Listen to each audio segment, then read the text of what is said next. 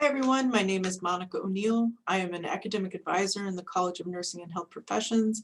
In addition, I teach classes in the College of Liberal Arts. In the past, I have taught Latin, Humanities, and English Composition, and this semester I'm teaching 2 sections of Gender Studies 222, The Body in Art and Culture.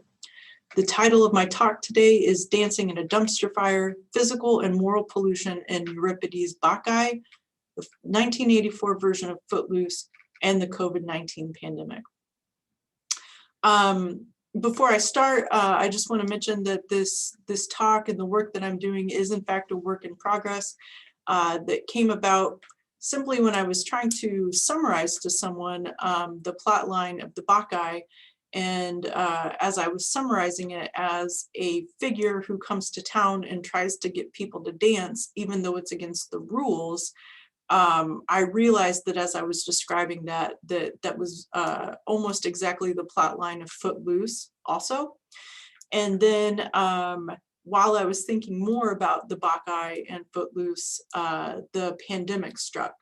And very quickly there became in America rules against dancing and mandates against dancing. So this kind of all swirled together and came together and became the talk that I'm going to give today. So essentially this talk is 3 parts. It is a comparison of the Bacchae and Footloose, where they are similar, a discussion of where the play and the movie importantly diverge, and then a comparison or look at how we can apply what we see in the Bacchae and Footloose to the social distancing mandates and the people who ignore those social distancing mandates today during the COVID-19 pandemic. So first, the Bacchae, for those who haven't read it, or it's been a while since you've read it, is essentially about a god, Dionysus, who comes to Thebes because his divinity is questioned there. Essentially, no one in Thebes believes that Dionysus is a god. And importantly, his mother lived in Thebes before she died, so it's very important for Dionysus to get the people of Thebes to believe in his divinity. And Dionysus has been off in the exotic and vague East, and he returns to Thebes with all of his followers, the people who worship him, to prove his divinity and also take revenge on his mother's family who don't believe in his divinity and gain more followers. So he states in the opening of the play where he's come from as he returns to Thebes. I left from gold-rich lands of Lydians and Phrygians, across the Persian sun-beaten plateau and the walled cities of Bactria and the perilous lands of the Medes, and arriving at prosperous Arabia and all Asia that lies along the Salt Sea. So this is important simply to establish that to Greeks and to Thebans in particular, Dionysus is an outsider. He is a foreigner. And as he returns to Thebes to prove his divinity and gain followers, he realizes that in Thebes, actually, the worship of Dionysus has been outlawed by the king of Thebes, who is his cousin, Pentheus. Pentheus has banned the worship of Dionysus in Thebes because he sees the rites of Dionysus as drunken promiscuity, which lead to insanity and in general corrupt Theban society. And it's important to note that these Bacchic rites include drinking a lot of wine, dancing so much that you go into a trance-like state. So Pentheus is seeing these rites as a lot of dancing and drinking that can corrupt the morals of the people of Thebes. So what this play sets up very early on is several run-ins between Dionysus, who is trying to gain followers in Thebes, and Pentheus, who has outlawed the worship of Dionysus in Thebes. Similarly, for those of you who haven't seen Footloose, or it's been a while since you've seen Footloose, it centers on a high school student, Ren, who has recently moved to the small town of Beaumont, Oklahoma, from the exotic eastern land of Chicago, Illinois. In Beaumont, dancing and rock music are outlawed because of a car accident resulting in the death of Reverend Shaw Moore's son. So Reverend Moore is not just a preacher, he's sort of a moral and political leader in Beaumont, very fire and brimstone kind of guy, who will not allow rock music or dancing in Beaumont.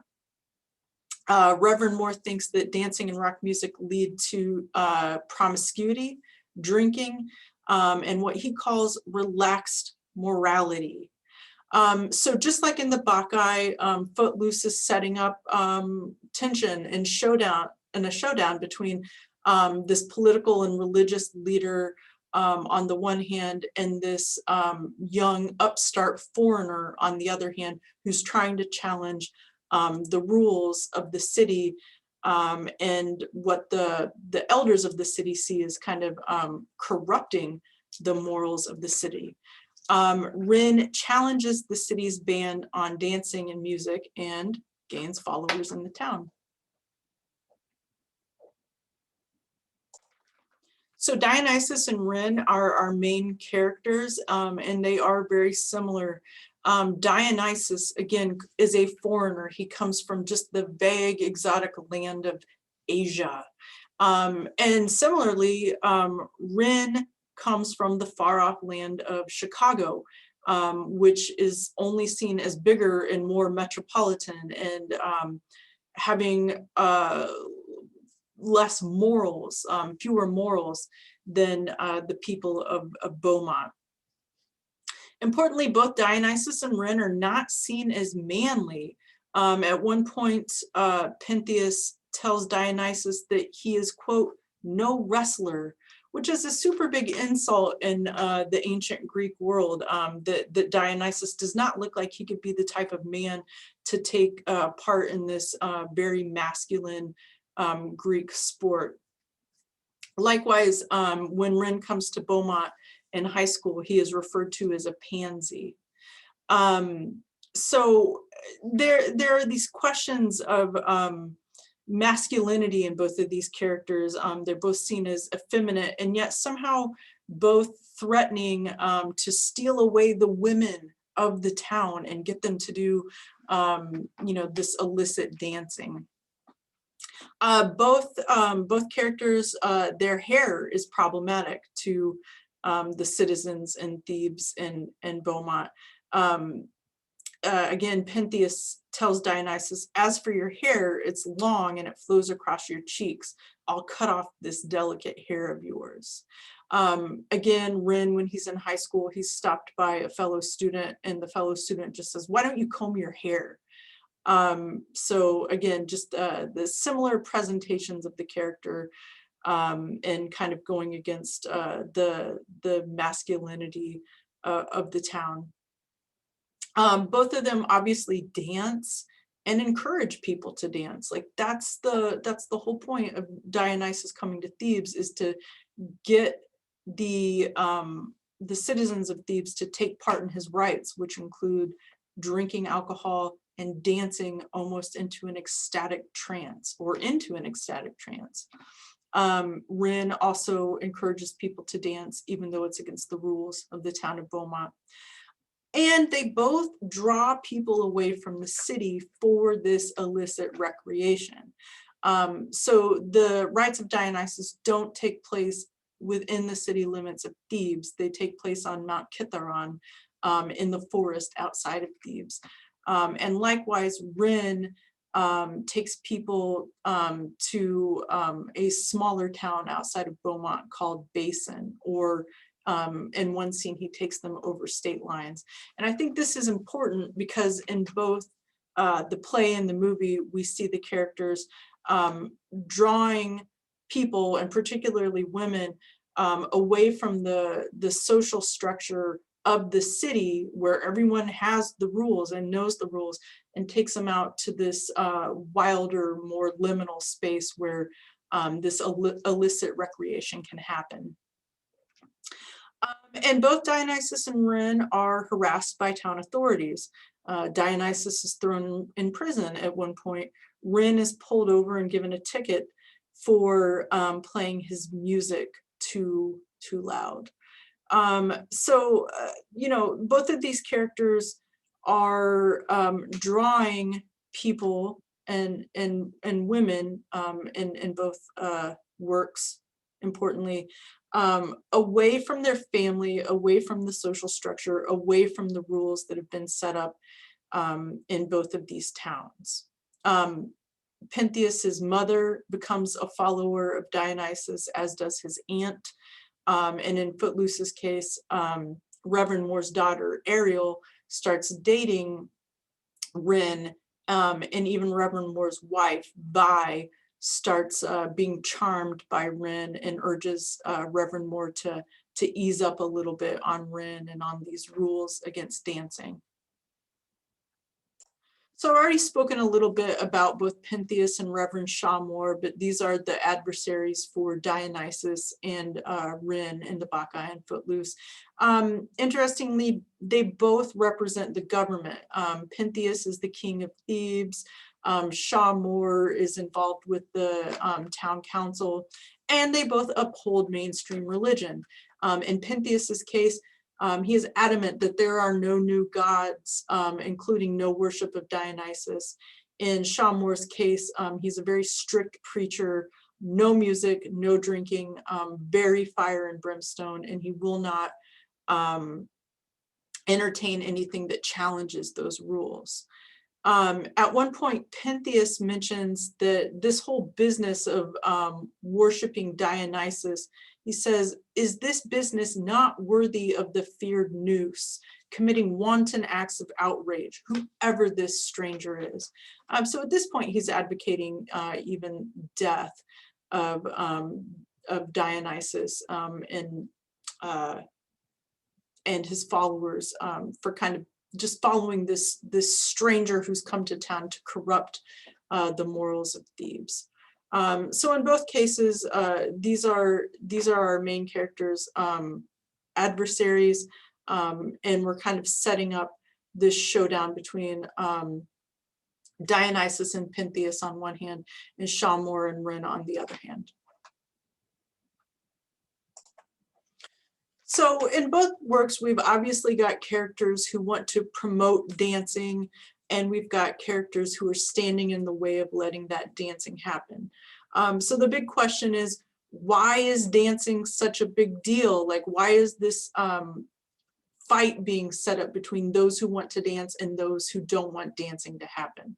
And what I think is happening is a fear of moral pollution, both in the Bacchae and Footloose.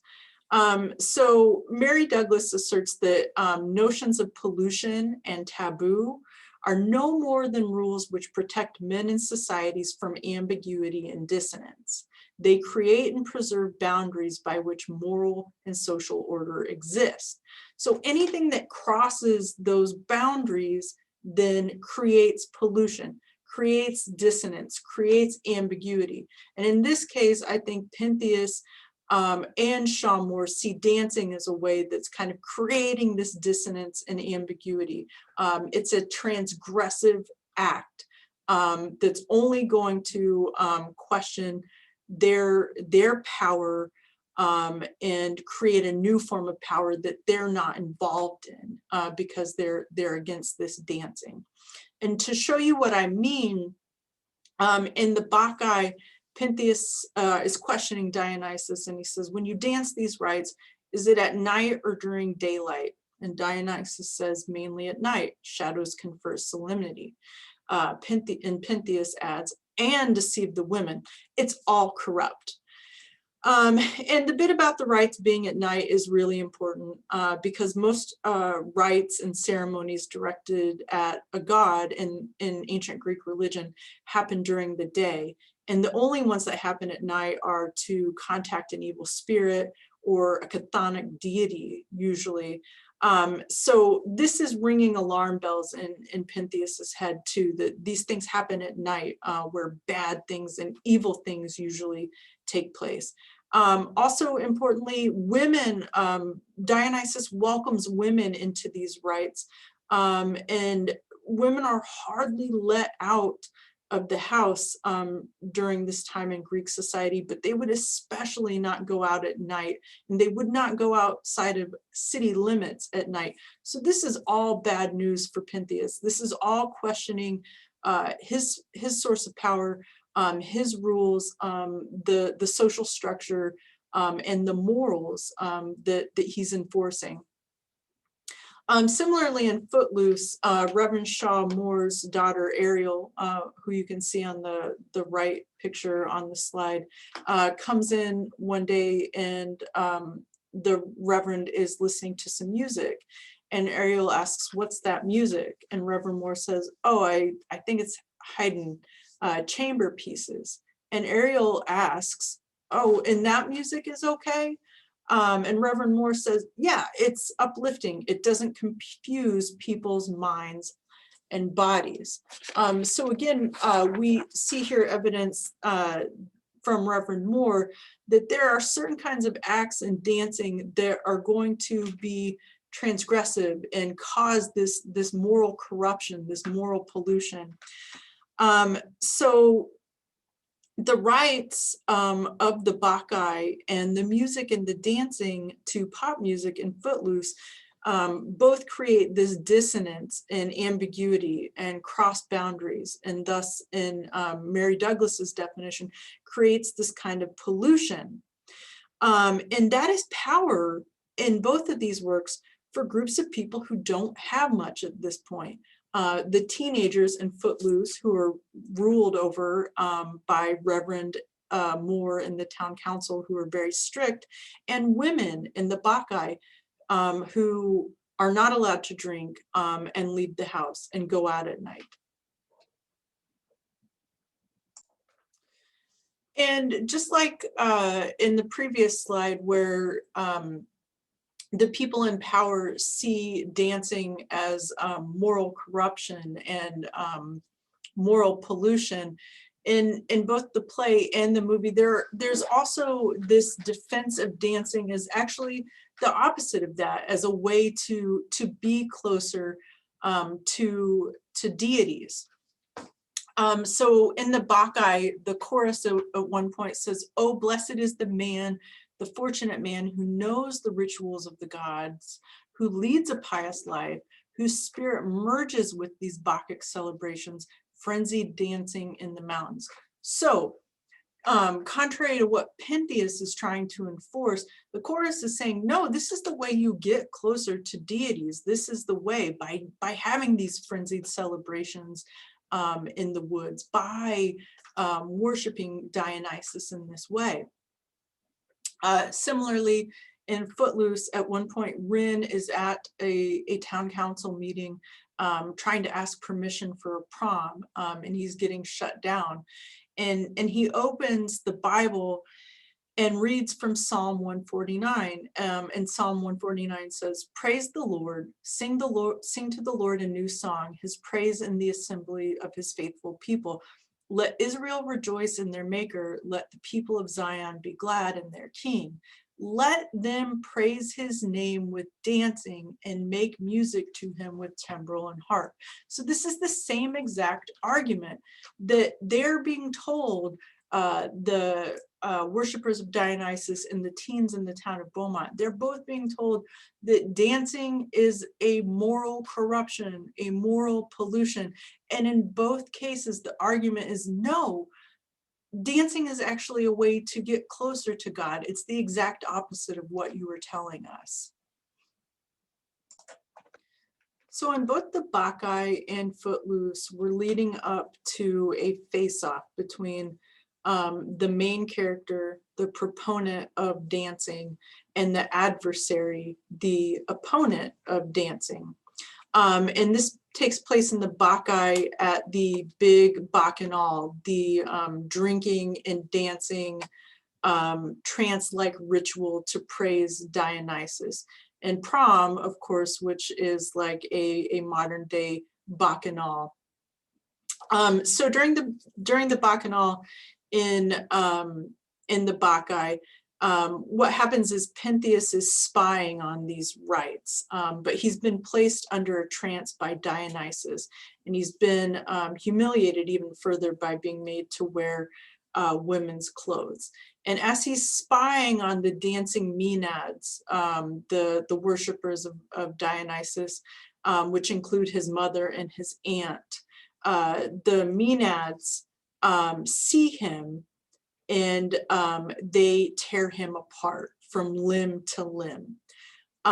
In the Bacchae, there will be no reconciliation between Dionysus and Pentheus. This is an all or nothing game.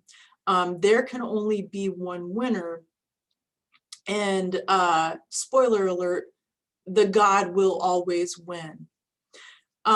So when Pentheus dies while spying on the Bacchanal, I think his death underscores that if there's no release, no sanctioned form of ecstasy, no ritualized loss of control, which is essentially what Dionysus and the Maenads are arguing for, paradoxically, one will lose control in regular life, resulting in tragedy. And that's what happens through Pentheus's death.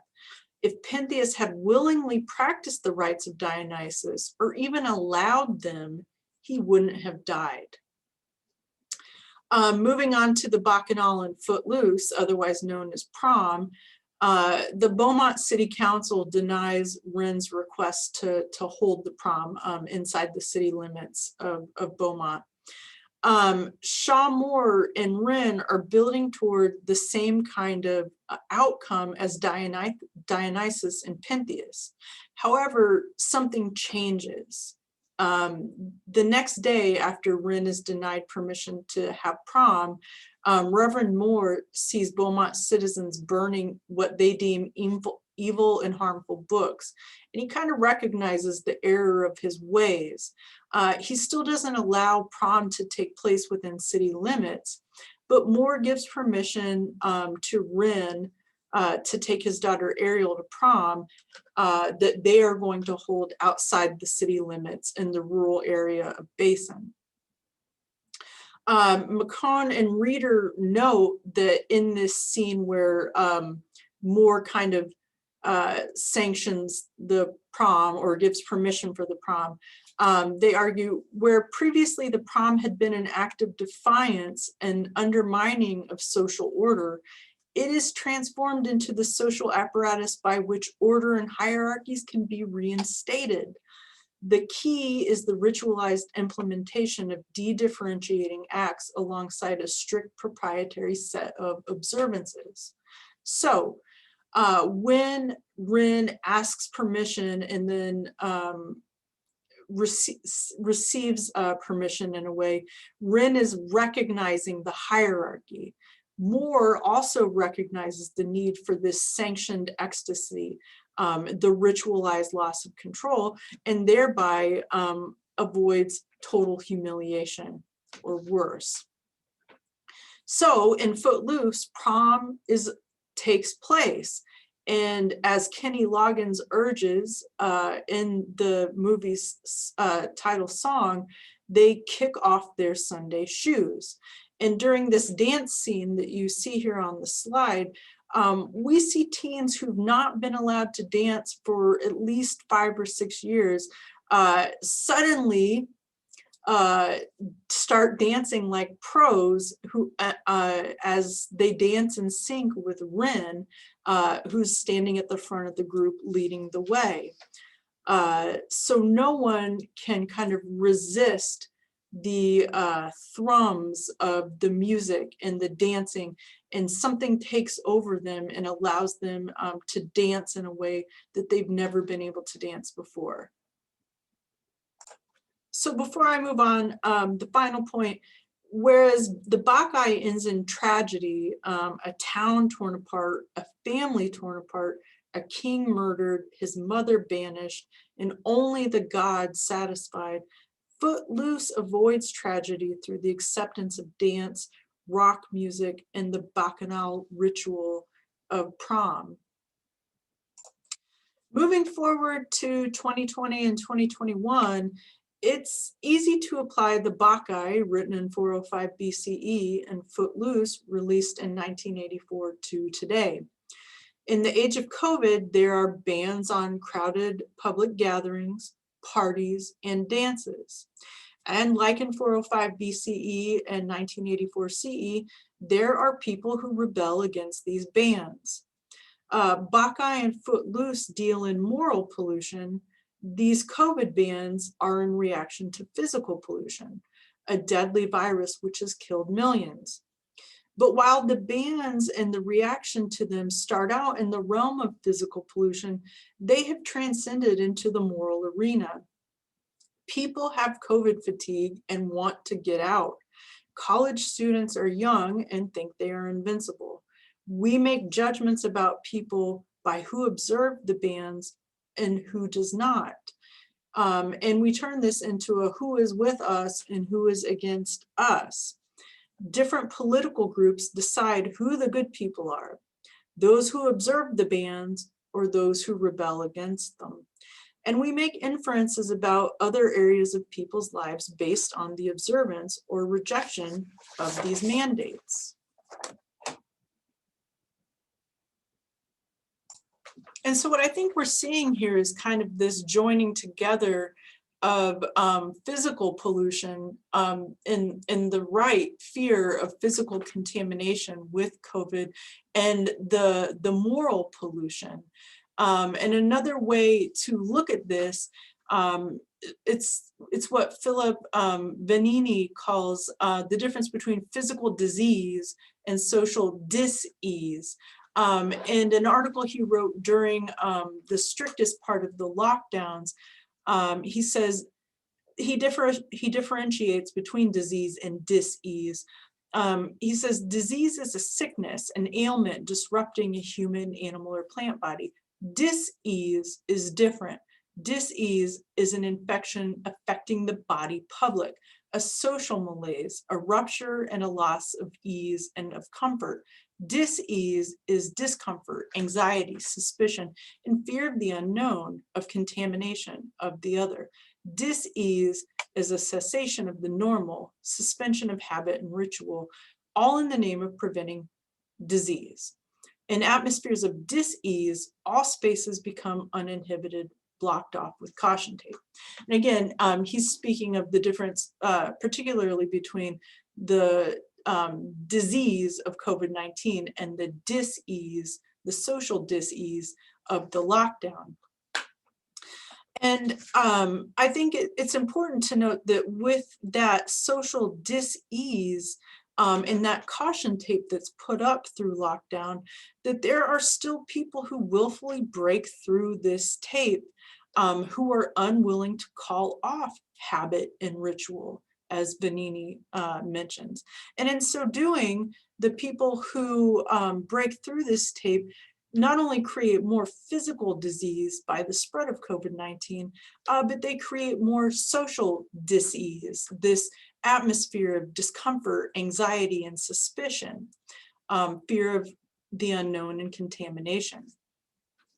Now, I want to be clear that I am not arguing that the bans and mandates to wear masks and social distance are wrong or oppressive. They should be observed. But it's not all that surprising that there are those who will break them, seeking a release from the rules, seeking some form of the ecstatic, actively rejecting authority, and flirting with danger. We are seeing this in real time now, through footage of people going on spring break trips, still dancing, still going to parties. And we can certainly see these same ideas explored in Footloose and the Bacchae. So as I conclude, I just want to say that as I'm still working on looking at the Bacchae and Footloose and what's going on with the COVID-19 pandemic, there are things that I want to take into further consideration.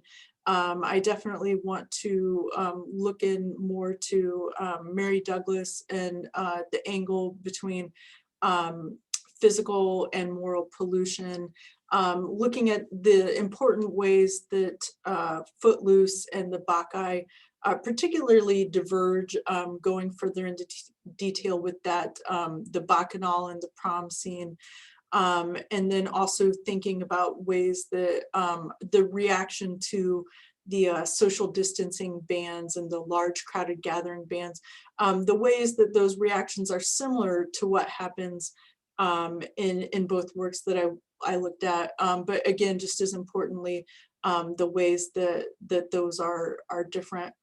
So I'd like to thank you for watching this talk, and I think I'll be present for questions at the roundtable.